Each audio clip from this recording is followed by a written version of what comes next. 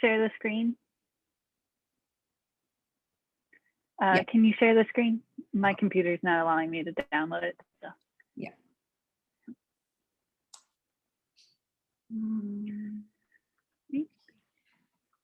So, hi everyone, my name is Rachel Carson. My hometown is Leesburg, Virginia. I went to James Madison University for my undergrad and I got my BS in Integrated Science and Technology with a concentration in biotech. ISAT for short.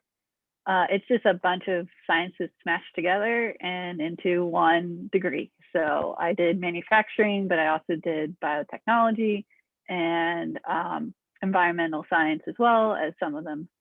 ICAM, which is information knowledge management as well. So after I got my undergrad, I joined the PhD food science department. My experience with food science before then was that I grew up on a small sheep farm. Most large sheep farms would call us a little hobby farm. We had about 30 sheep at our height, and I also was part of the 4-H as well. My research interests are in food safety, virology, and food microbiology and genomics. So I work with bacteriophages. And my favorite food to cook is cookies and banana bread, especially banana bread, since you can use up all those bananas that you always forget about, and then they turn black. So. Hi, everyone. I'm Alicia. I'm from Bangalore, a city in South India. I was born and raised there and did my undergrad at RV, where I specialized in biotechnology. After my undergrad, I headed on to Wageningen University in the Netherlands to get my master's in food science and technology with a concentration in food biotech. And since I loved doing my thesis during my master's so much and gained a lot of valuable research experience, I wanted to do more research and get my hands even more wet in the lab. And so I headed on to Cornell to do my PhD. My research interests are in microbiology, genetics, molecular biology, and genomics. These are many of the techniques which I use in my own project. And my favorite food to cook are dumplings. So what is even food science? Does anyone have any ideas of exactly what we do? So is it food science is a study of food preparation, often focusing on particular cuisine? Is it the study of physical, biological, and chemical makeup of food? Is it the studying of the physiological process of nutrition, interpreting the nutrients and other substances in food to an organism's overall health? Or do you have no idea? You can type it in the chat. Which one of those four do you think?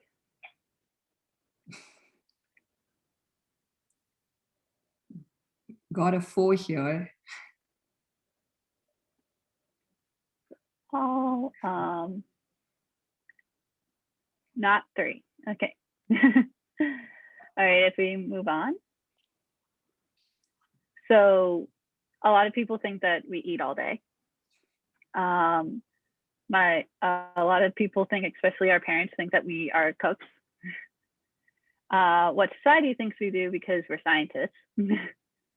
But this is what we really do. We sit in front of lots of cells and cultures and stuff and do a lot of experiments multiple times, redoing them. So food science, according to IFT, which is the Institute of Food Technologies, is the physical, biological, and chemical makeup of the study of physical, biological, and chemical makeup of food. So from farmer to fork, what happens and how can we either save it, package it, protect it from bacteria stuff. How can we make it taste better? So that's some of the stuff we do. So where might you use food science in your daily life? Right, you can type it in the chat if you want.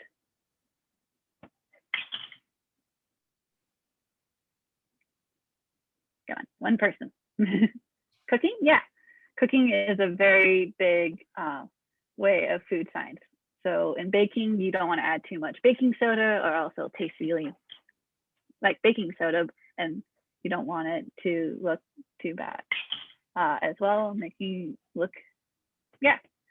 Also looking at nutritional labels is a very big food science thing because it's required by law to have nutritional labels on there, especially for allergens. Okay. And how we store the food. Yes, that is a very big part of food science. So, and that goes on to the history of food science. So primitive food science would be underground refrigeration, fermentation or preservation, and also drying. So smoking fish, salting meat and stuff, that was ways to keep food longer, especially in the winter months when nothing is growing.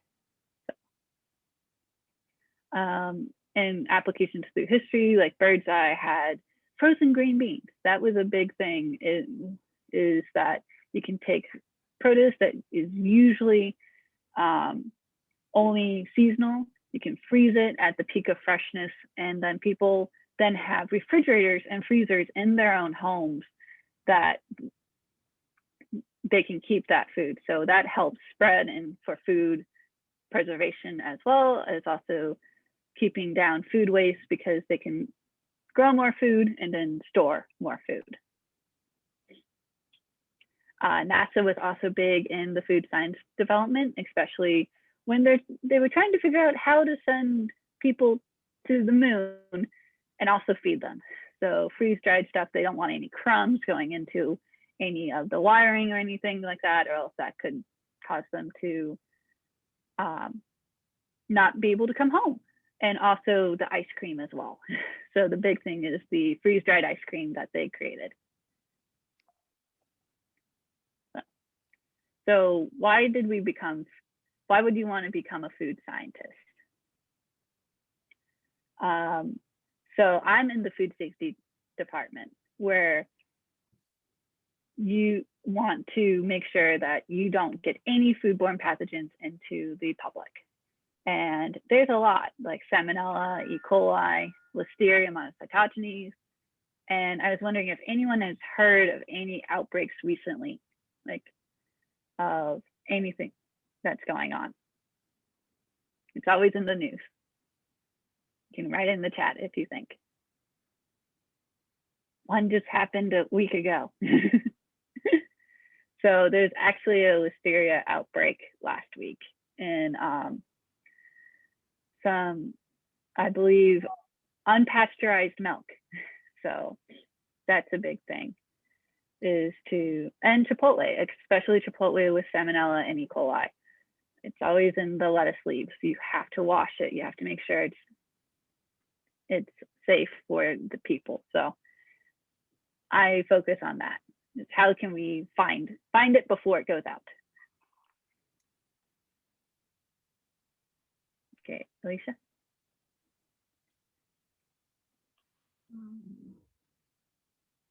Okay. So these are a few ways by how we tackle it. So an essential part of research is you have the industry which actually applies these technologies. But in the lab, what we really do is look at these pathogens at the microscopic level, at the genomic level. What is causing it to be pathogenic in nature? How do we control the spread of it? What do we do to even prevent these organisms from coming into contact with food? So these are a few papers where where researchers from our own labs, as well as from all over the world, study different types of pathogens. So you have the first paper dealt with Listeria, where they look at Listeria at the genomic level. Then there was a second paper on Salmonella. So looking at how these genes interact with one another which results in pathogenicity. And then this third paper deals with noroviruses, which is commonly found in shellfish. clams and oysters, and which can be fatal as well. So a food virologist is from the University of North Carolina is looking at the spread of norovirus and the challenges that this food pathogen is for the food industry. And then, so we spoke about one reason why someone would want to become a food scientist, to look at the foodborne illnesses. And then you also have food waste and malnutrition. So food waste is a big, big topic in the food industry. And there are a lot of companies which are trying to reduce food waste, and our own practices as well at home to reduce our own food waste. And you also have food which is just going to waste, and then you have people not getting sufficient amount of it, resulting in different types of malnutrition. And so this comes in a number of ways in a lot of countries where you have stunting, where children are too short for their age. So it's a low ratio of height to age. You have wasting where people are too thin for their height, so a low ratio of weight to height. And you have obesity where people are taking in too many nutrients. And you also have malnourishment where people are not being nourished sufficiently. And so how do food scientists try to tackle these problems? So first I was talking about, research at the lab level. And now these are applications of those principles to actual life. So this is a company called It's Fresh, which deals with packaging. So this is an example of raspberries, packaging of raspberries. And so normally, if you just leave raspberries outside, if it's not refrigerated, after day 4, they become a little moldy. There is a lot of juice being secreted, and it's just turning a little bit more darker as compared to the purchase day. And so what It's Fresh tries to do is to look at the biological properties of raspberries and how to control the ripening. So ethylene is a gas which these fruits normally produce upon ripening. It stimulates ripening. So what It's Fresh tries to do is that in its packaging, it tries to reduce the amount of ethylene so as to keep these foods fresh for a longer period of time. So that's one application of food science. And then you have production of alternate beverages. So this is from a lab in the food science department at Cornell, the Alkane lab, where they deal with whey. So whey is a byproduct after milk processing, and it's normally considered a waste product. And there is tons of it which is produced each time after milk is processed. And so what they try to use is to add value to this whey product by using it as a beverage. And so this is what this lab tries to do, where they are trying to use it as an alternative to energy drinks. For example, you may have seen these protein powders where you see whey protein isolate. So that's what they are now trying to market this as. So that's a good way of trying to prevent food waste and increase the value of this traditionally waste kind of product. And then finally, a very common example which is used to talk about how the food science principles are used to increase nutrition is golden rice. So scientists found that a lot of people in developing countries had a vitamin A deficiency. And so how do we ensure that people don't get this deficiency, and how do we ensure that it's not expensive for them to get this vitamin into their bodies? How do we make our food so that it's easy for people to get these vitamins? And so they genetically modified rice to produce increased amounts of a precursor to vitamin A, so that then the body is able to convert that into vitamin A and thereby control for that deficiency. So this is an example of how food scientists are in the nutrition sphere to address those issues as well. Okay, and now let's talk about how different disciplines let's talk about the different disciplines on food science and how the different disciplines come together to produce your final food product. So I have a question. So what are the product attributes you look for when you are grocery shopping? You can either unmute yourself or you can type it in the chat. So I can go ahead and just talk about something which I look at. So someone had also mentioned nutrition labels. That's something which I look at. How much of protein am I getting from a certain type of, say, yogurt? How much of protein is in a yogurt? How much of dietary fiber? Those are things which I'm interested in. How much sugar? Very, very important, since that does influence your buying decision. Any chemicals? I try to look at things I know, for example, natural stuff. Yeah, so consumers are switching to having more cleaner labels. So the onus is on food producers to try to make the ingredients as easy as possible for people to understand, and to remove ingredients which are unnecessary in a food item.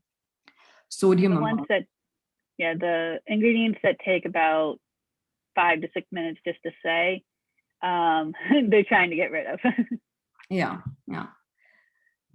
Sodium amount, non-artificial flavor.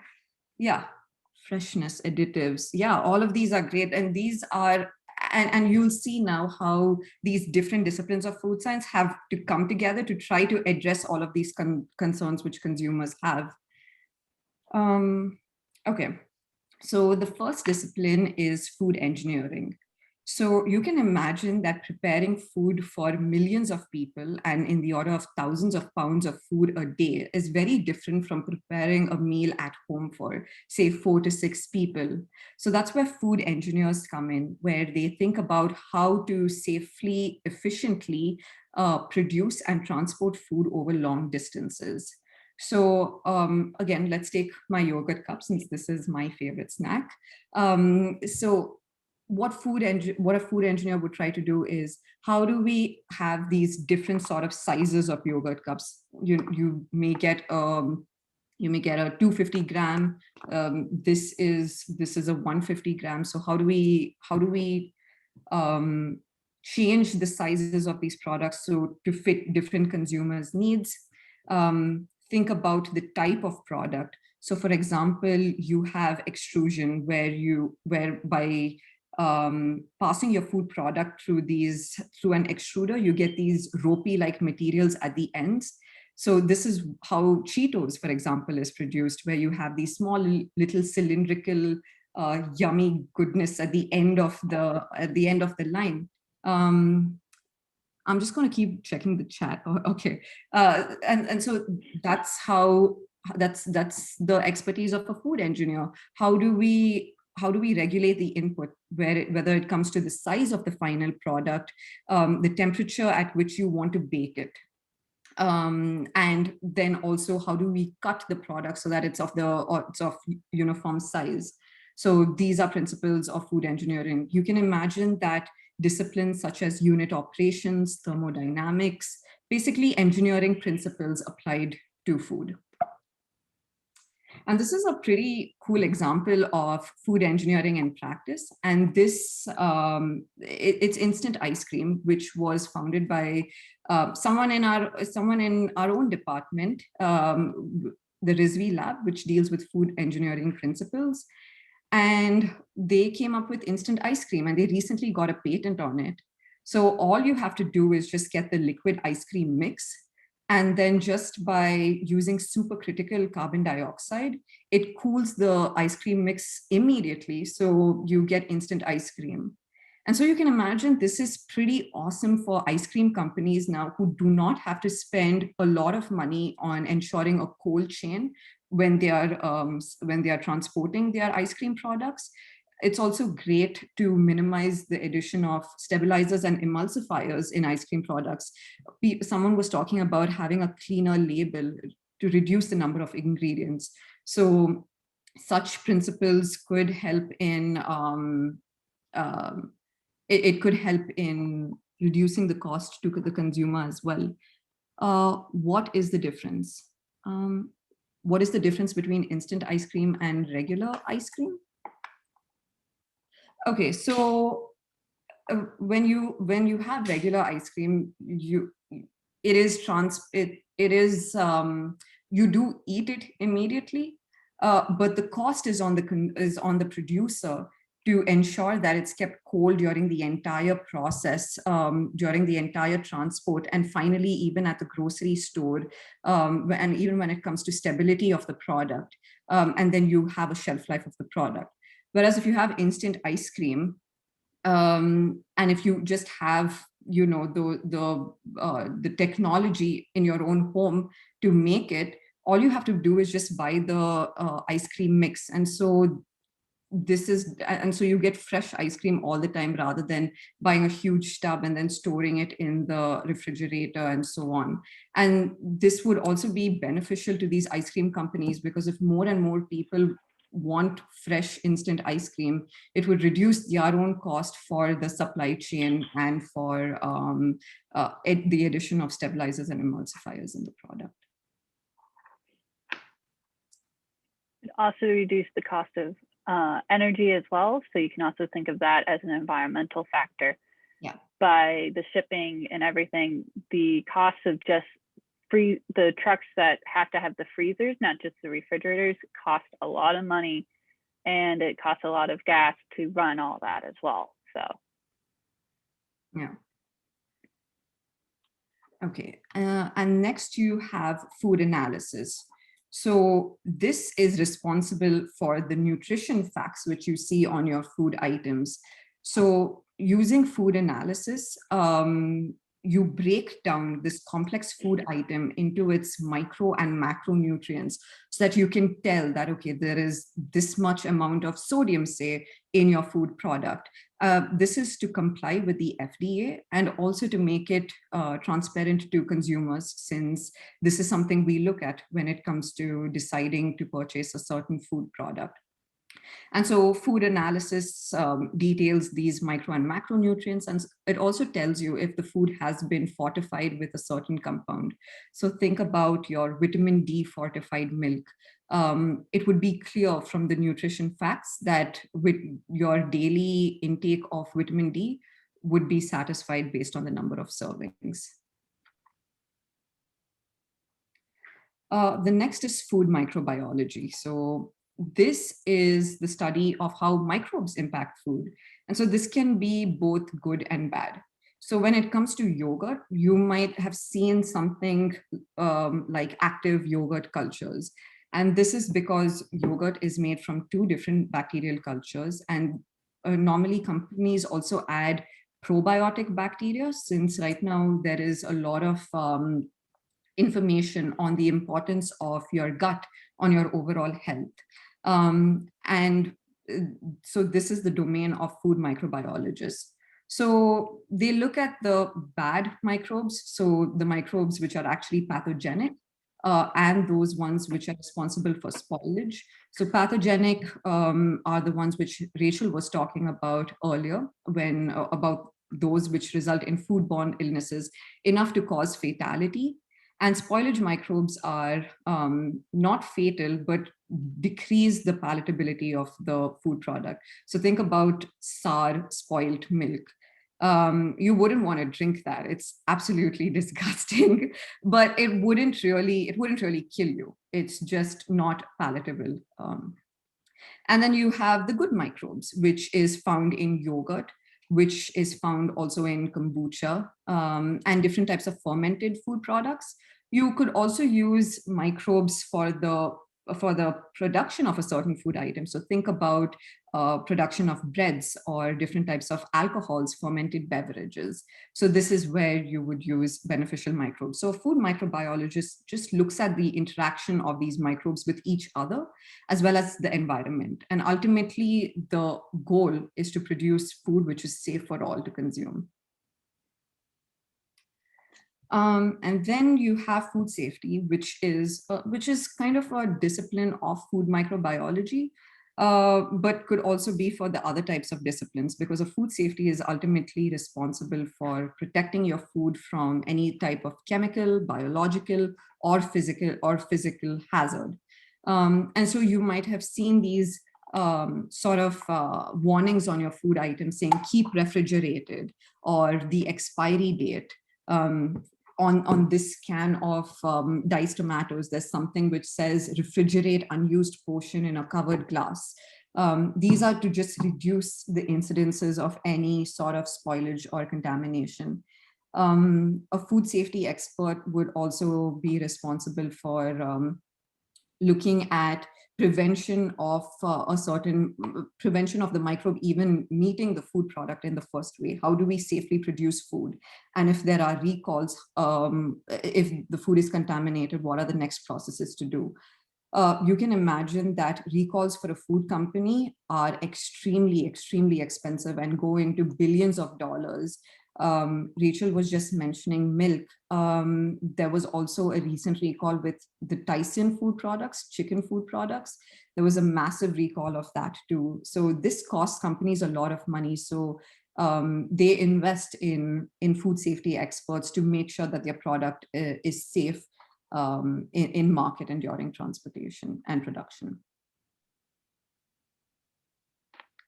And then you have food chemistry. So again, someone mentioned about the ingredients of food products. So how do all of these different ingredients come together to finally produce your product? What is the role of each ingredient? How do I substitute a certain type of ingredient with another in order to make the product accessible to different types of populations based on dietary restrictions, for example?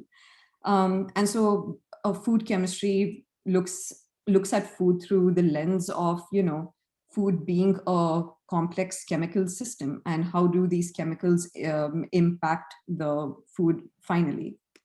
So one example of a food chemistry principle is the browning of food items.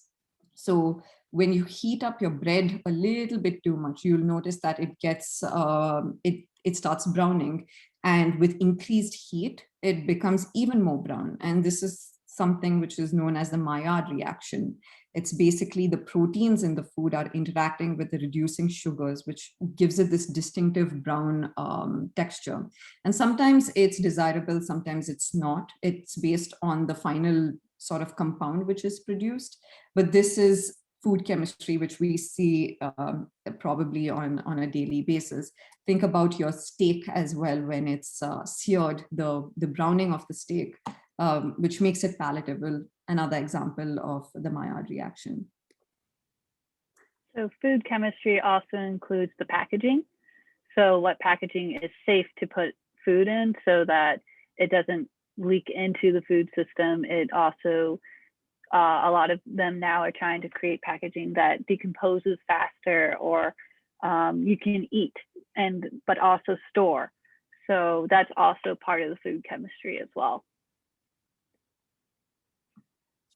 So I can take this one. Yeah.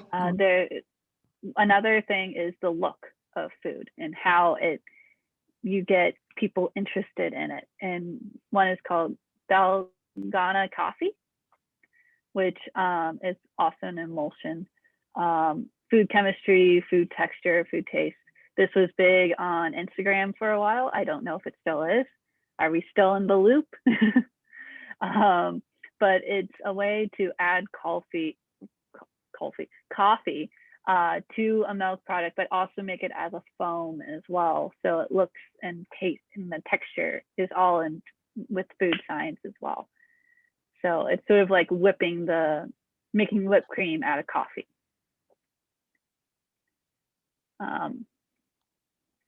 So what they figured out is that with the air bubble, the foam structure is created by air bubbles and liquid. So the air bubbles separate out the liquid, as in whipped cream as well, and it creates this frothy, moussey foam that people can drink. Yep, and then the coffee particles attach to the air bubbles and then just like an emulsion with salad dressing, where oil and vinegar and water do not like to be next to each other. But you have to shake it up and you add some seasoning to it, and that the bubbles cause it to all come together. Or you add a little bit of egg yolk to it, and that's how you get mayonnaise. So. And I agree with the whipping taking a really, really long time before you actually get that frothiness. I remember trying it out and it was just not happening. But I think it took around 5 minutes and I finally got there. So, and you need to whip it up for a longer period of time so that you get more of these air bubbles in to create this stable sort of foam, and to also get smaller air bubbles, since that's more stable than a larger air bubble.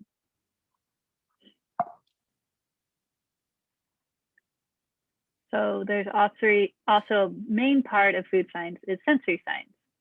So it's how you have these panels of people come and try these new foods, and do they like it or do they don't? And they fill out all these forms so that new products can get on there and not completely bomb as if they go out. So it's like making a potato chip. Do you really want a chocolate pickled flavored potato chip, or would you rather have a salty and sweet potato chip? So we actually at Cornell do have food sensory places where they ask students to come and taste like new apples or new types of wine if you're 21 and older, and stuff like that. So pretty interesting. So another part of food science is knowing food law and regulation. So a lot of times when you go into industry, you need to know what's the food policy for each state, for the United States, USDA, FDA, what goes under each organic versus non-organic versus what free range means. So it's really important to do that, because if you mislabel your products, you can get fined. You can get, the government doesn't like that. So you need to know your stuff. And also with product development, you can see all these companies have different yogurts, but they also need to know like what they look like. Is it appealing? So as in yogurt, you have the flip cups, but then you can also have the new oatmeal and yogurt, which sounds French. So people might go for it because it sounds French, but it's actually Yoplait, or not Yoplait, but another company and stuff. So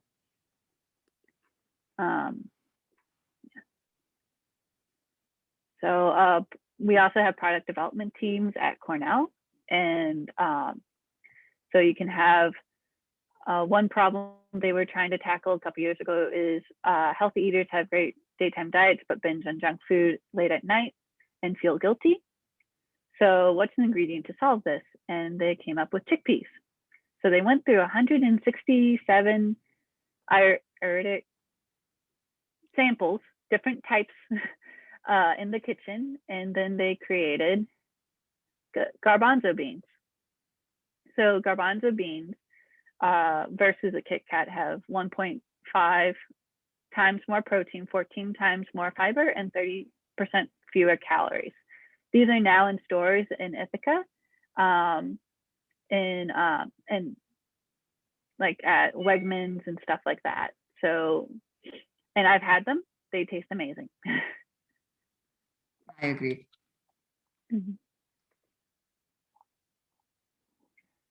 So they also had to market their stuff to Wegmans and everything. So that was also a big deal as well, to get those on the shelf. So there's different project examples with food engineering design and extruded snack product that uses waste from grape processing. So that's big in the wine production world. Food microbiology, how can we make bacterial cultures for yogurt more resistant to viruses? So there's viruses called bacteriophages, which I work with, but yogurt people do not want me near them because they don't want bacteriophages near their stuff. So it's very interesting how food scientists can think of one way as being great and another way as being like, we need to keep these things away from our cultures. I don't work with stuff that can affect yogurt though. And then there's food chemistry. How does milk packaging material affect light degradation on flavor? So flavor is a big thing in how, like, why are juice pouches made of certain materials, and why is milk in like a product that isn't cardboard, or why do some milk companies put them in bags like in Canada? That's all how to do with flavor. And then there's sensory science. How do different kinds of oak barrels affect sensory parameters of aged whiskey? So you hear about some whiskeys taking wine barrels and adding that flavor, or wineries taking whiskey barrels and adding their flavors to it. It's mostly the other way, whiskey taking wine barrels, and it's all to do with that flavor. And then nutrition, genetically engineering rice to provide beta carotene, vitamin A to provide to populations with vitamin A deficiencies. So a lot of people are a little worried about GMOs, but sometimes it's necessary to get that, what people are lacking, to them in a faster way. And then other times people produce them in the slower way of just breeding and breeding and breeding until they get what they need, which is also a good way of doing it as well.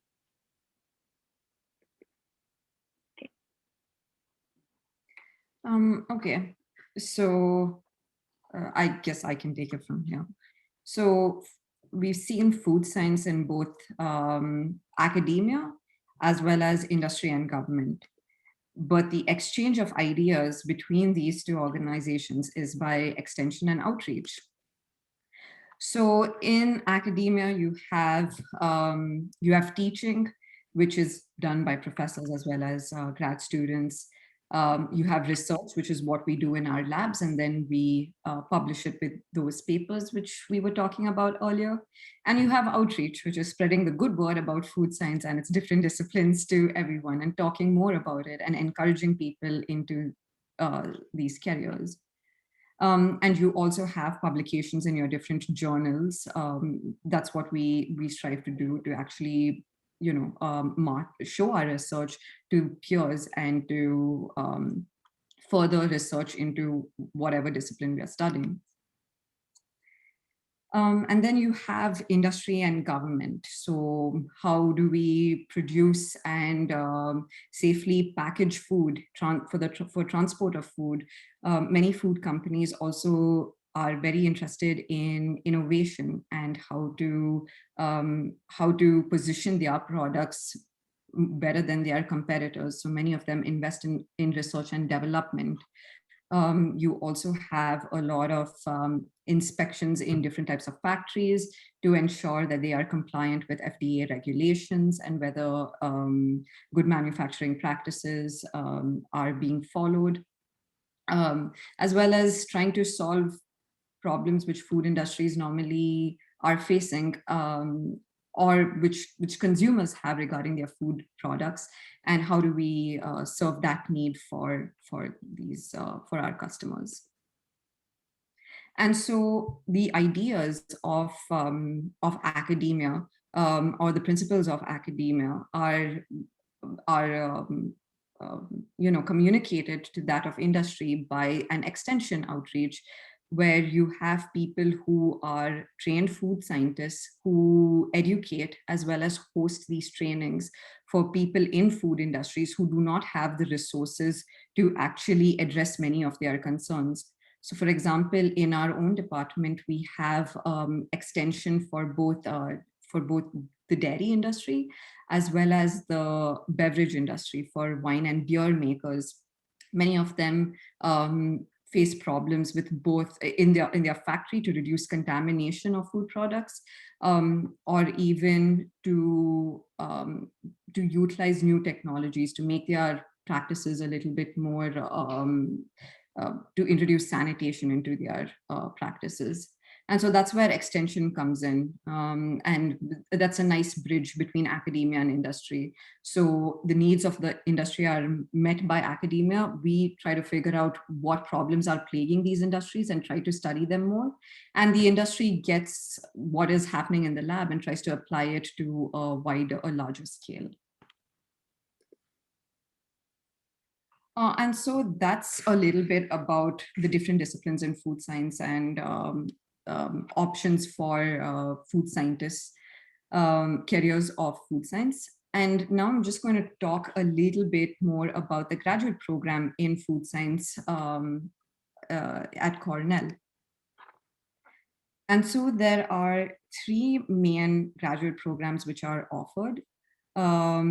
You have the Master of Food Science, as well as the Master of Science and the Doctor of Philosophy. So the Master of Science is a one-year program, self-funded, and it's mostly taken up by those people who do not really have a food science background, but who are interested in working in a food science industry and want to just get a sort of basal knowledge on food science before they actually enter such industries. So it's a great way of, it acts as a primer for food science for such people. And it exposes them to a range of disciplines of food science so that they know a little bit about everything. And so this is a pretty course heavy sort of program. Since everything happens in 1 year, you have courses to attend as well as a capstone project where you choose a faculty advisor of your liking, of your interest, and you have an independent project which you work on. And this is in addition to your class load. And then you do not have any milestone examinations in this program. And then you have the Master of Science and Doctor of Philosophy, where basically it's a very research-heavy, thesis-focused program. Both of them just vary in the number of years, which also can be extended. And in the Cornell Food Science program especially, we must be funded externally. It is not a self-funded program. So either your professor, the department, or any sort of external scholarship is necessary for you to proceed with this program. And you select classes based on your interest and based on, you have a committee with your advisor and you have your minor advisors as well. And so you select you select classes based on your background and interest. And you have these milestone examinations at different points of the program to check on your project and to first introduce your project and then the findings of your project. Oh, and there's an information session which is happening on the MFS program, which is hosted by the Cornell Food Science committee. I will send a link to Isabel after this, along with other resources which I'll share in case anyone is interested in joining this. I think you just have to register for it prior to the session. So with a PhD, it's 3 to 4 years. It can get extended up to 7. A lot of people do 5. It's okay. That also has external funding where the professors with the master's and PhD, they have to provide funding for you, either through Cornell or through a grant. So when you get in, you get invited into a lab, so you know you have funding. You don't have to try to find a professor once you get into the program that has funding. If you get invited into a lab, you know that professor has funding. You can select classes. A lot of professors ask you to take an extra stats course or something like that. Not always stats, but and then you have 3 milestone examinations instead of 2. So you have your Q, your A, and your B. So and the master's just has a Q and an A. So you can think of the B as your final dissertation. The A is for the thesis. For a PhD is your grant. You write a grant, and then they look over that grant, and they also ask you questions and stuff about it, and that's for your dissertation project. And then your Q, that is also taken by the masters, is a baseline sort of exam. You can't fail it.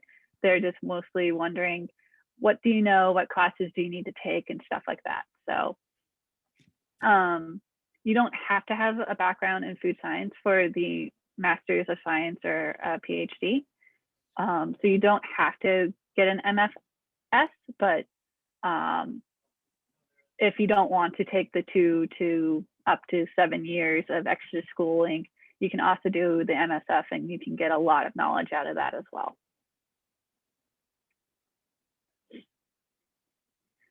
So some examples of food courses you can take is Science and Technology of Foods, Winemaking Theory and Practice. We actually have a winemaking facility. They also make beer as well. You know when they're making wine in the in Stocking Hall, because the entire hall smells like wine and yeast and everything. And then there's Applied Food and Microbiology as well. So those are just some of the classes you can take.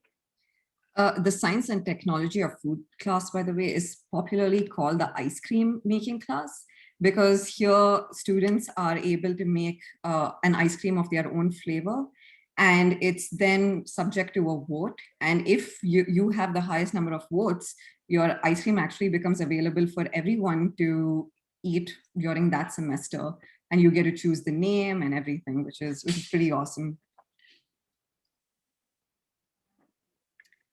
So around campus in Ithaca, it is beautiful, even in the winter when you're freezing cold. Yes, it is cold here, but it keeps you inside studying.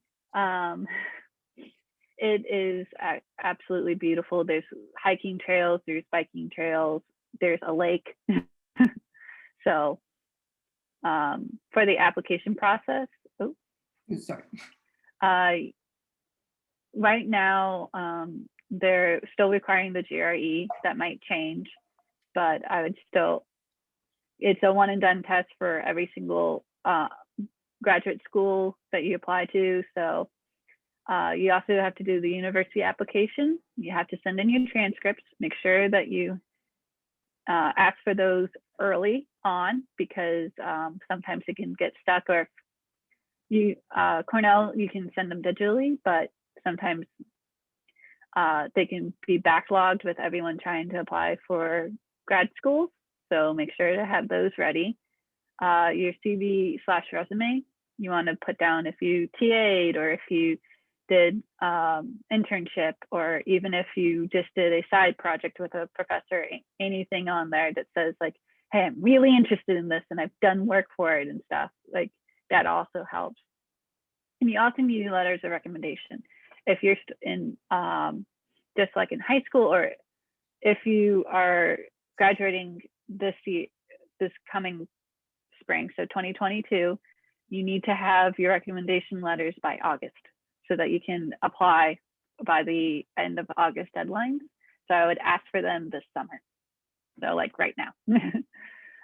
You all, because they have to write them, they have to send them in. You don't get to see them. You don't want to say that you saw them, because then it doesn't work. Like the professors want to know that are looking over your letters of recommendation that you haven't seen them, so the professors are absolutely truthful. And you also need a statement of purpose. So why do you want to be in grad school? So. And I think that part is the most important part of your entire application, because it's in that statement where you have the chance to talk about who you really are as a person and why you want to join this program. So it's a great way to showcase yourself. And with the letters of recommendation, I believe they asked for 3 at Cornell, but some places they can say 3 with an option of 4. So just see which professors you did a good in your grade, or if you had a good grade in, or if you had a research professor or something, always get those and try to get them in different. If you like took a lot of microbiology classes, but you also took a chemistry class and you did well in chemistry, maybe ask the chemistry professor as well to write you a letter of recommendation, because it shows that you are versatile in your grades and stuff. So.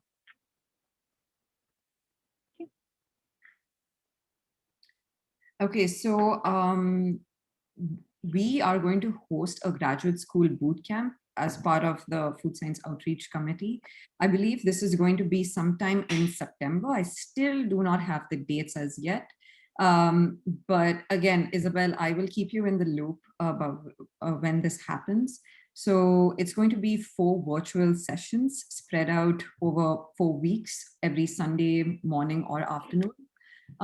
You are free to attend either one or all of the sessions. And we'll talk about, the whole application process, the interviewing process, as well as the experience of grad school and how it is at Cornell. And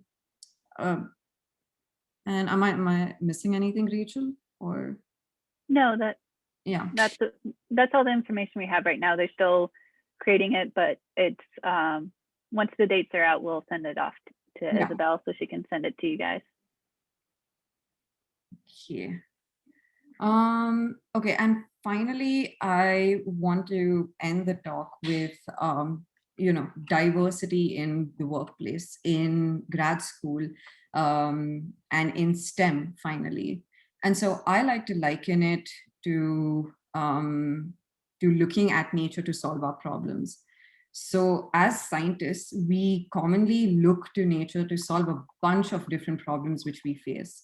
So when it comes to agriculture, we found that diversity in plant species creates long-term stability for the ecosystem. When it comes to insects, we've seen that this is a termite mound, and apparently the way it's designed allows for air currents to be circulated properly to ensure cooling. And we've taken lessons from this to design our own energy efficient homes. We also look to the environment, to solving problems of food waste.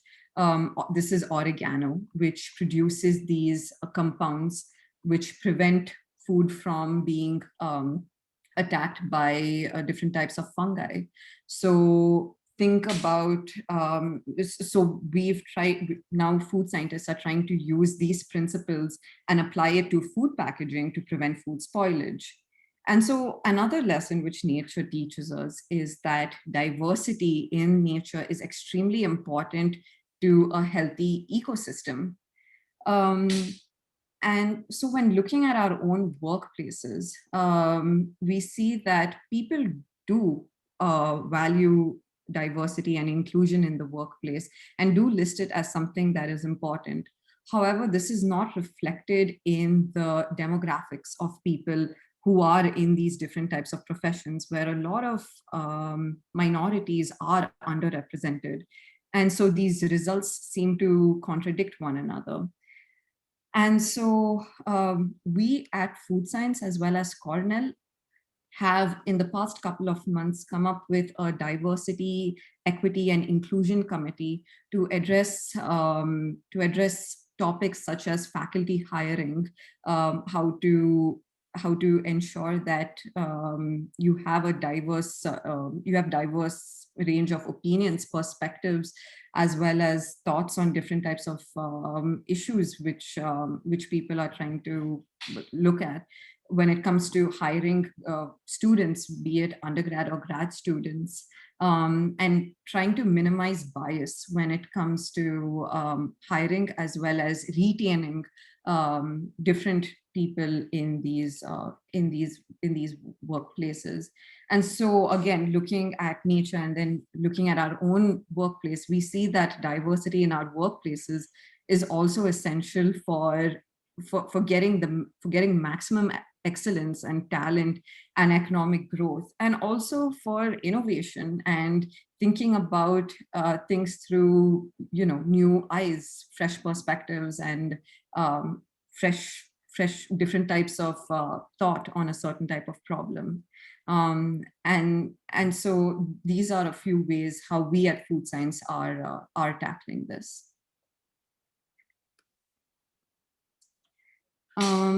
And so finally, I just want to share a couple of resources which you can use in case you are looking at food science as a career or thinking about food science as a potential career.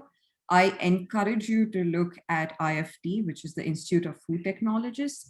It is a nonprofit organization which food scientists regularly use, food scientists, technologists, academics, industry, as well as government come together to talk about different issues in food science, the recent technologies. I believe it also has a list of accredited institutions which have food science as a major. So if you're interested in looking at different institutions, I highly recommend IFT. They also have a newsletter which you could sign up for if interested in keeping up with the recent advances in food science. And if you're thinking about food science, but you're you want to know a little bit more about a certain type of discipline, EDX and Coursera are great platforms for free courses, and for you to get a little knowledge on these different disciplines. So this is one which I found recently, food fermentation, which is hosted by Harvard University, and I believe I think it's a 4-module course structure, where they have videos and these assignments and stuff to gain some knowledge on different types of on food fermentation. LinkedIn is a platform which I use, which I've regularly used to make connections, to maintain connections, and to also look at job listings, and to also connect with people who are in positions that you see yourself in the future. Shooting an email may or may not get to the person because of they're not using their email ID. But for LinkedIn, it's always available. People will always see their email, will always see their LinkedIn mail. So great resource to connect with people and build a network. There is also for undergraduates, the Food Science Summer Scholars Program, which is a 10-week undergrad, it's a 10-week undergrad course where undergrad students are paired up with a faculty advisor in food science, and you conduct your own independent project. It also has trips to food industries. You network with people in food industries, in academia, as well as in government. And there is a stipend as well, which is included in this 10-week program since you are going to be on campus. They did not have this program this year as well as last year because of the pandemic, but it is open for 2022 in the summer, for summer 2022. So I highly encourage you to think about this program. Again, Isabel, I will include this in the list of links I will send you. Rachel. So I'm also the social chair of the COC, which is the Cornell Food Science Department Communication Outreach Committee that both of us are part of. We have a Facebook. If you just type in Community Outreach Cornell Food, the whole name, or just Community Outreach Committee, it should pop up. It is a private group, so just ask to be added and I can add you. And then we also have Twitter. So at COC_FoodSci. We'll be posting future events and also just past events and what our recent graduates have done that have been part of the committee. I really would say social media is gaining a lot of traction in the food science world. A lot of professors at Cornell post when they want to have a new, if they have a new opening. So you can, if you're interested in that professor, I would follow them on Twitter or on LinkedIn. Not a lot of them do Facebook. It's more Twitter and stuff. And you can also, I find a lot of the papers that I read on Twitter through this one Phage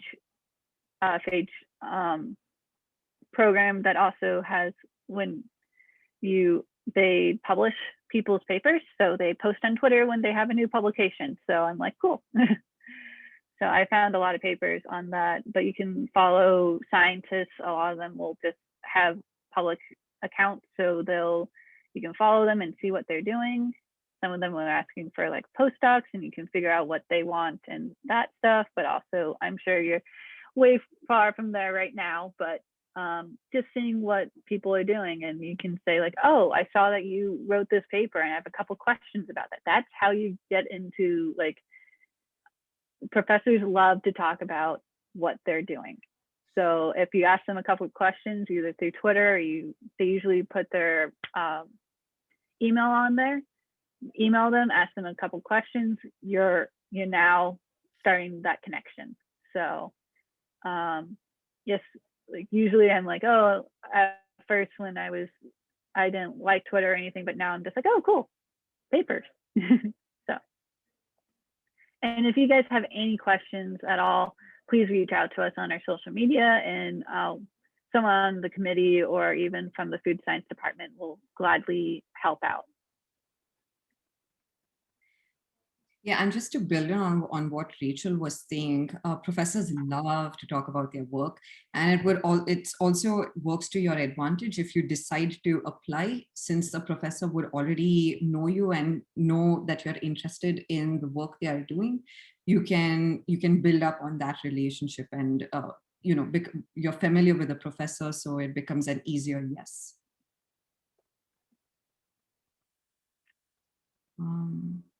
So CDI reminders before you all head out, but I do want to give you a virtual round of applause for the awesome presentation to both of you. Thank you so much for spending your evening with us. And as we wrap up, we are going to do a post-event survey. So the link will go in the chat shortly, but if students who are attending, if you could fill that out, that would really help us in terms of just helping with future events, making sure you got the most out of this and what you want to learn more about. So that's always helpful to hear from you all. It should take like no more than 5 minutes, I promise. But upcoming events, so you can keep learning about other professions, other cool people like this. We have our Scholar Summit coming up on the evenings of August 4th and 5th. You should get information about it shortly. The registration is almost ready to go. It is up, it exists. I just need to send you all the link. So check the group meets or check your emails from your counselors. That should be getting out to you. And you can attend on both days. And it'll be more panel style workshops and networking time. And then for college students, we're asking you all to turn in your transcripts, your financial aid letters. And we also have a specific college scholar reunion happening on August 11th for anyone who's going into college or is already in college. And lastly, CI Connect, that's also our internal network for college scholars and mentors. It's an app now, so you should check your emails because there's instructions on how to get that on your phone and make it super easy to check out the resources, connect with people, and get information there. And that is it from our end. Okay, awesome. I just want to repeat that please connect with us on LinkedIn in case you have any questions for us. I will also send our net IDs to Isabel, if that's okay with you, Rachel, for people to just connect with us if they have any questions or if they want to talk more about food science with either of us. Yeah, thanks so much for everyone for coming, and thanks Isabel for inviting us. This was great. Thank you. This is really cool. I learned more than I thought, so this is really awesome. I had an idea after doing all this research, but this is really cool. So thank you. All right, I'm gonna stick around just to make sure everyone has that link in the chat, but you guys are welcome to hop off, have some dinner, have some food science food, now that you know how it's made. Have a good day. Bye, Bethel. Bye. Thank you, Rachel. Bye, Alicia. Bye. Cool. Yay. Thanks for hopping on, y'all. Thanks for your help, Diego. Welcome. I'll see y'all tomorrow. See you. Bye. Bye.